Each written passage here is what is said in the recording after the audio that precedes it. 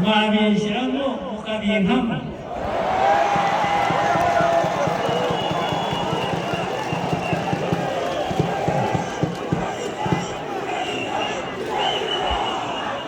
kandi nabwo mubintayemo mufite ukundi mubigenza ya nta mpaka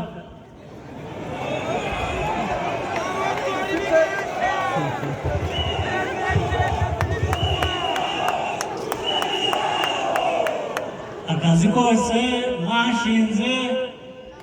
mu myaka ishize nagerageje uko bishoboka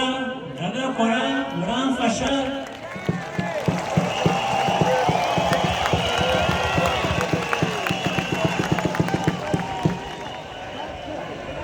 ibitaragenze neza ubwo namwe mubifitemo uruhare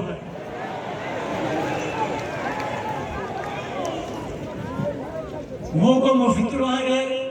mu byagenze neza rero ntabwo mwashimirwa ibyiza gusa ngo ngewe mparirwe ibitaragenze neza byishimo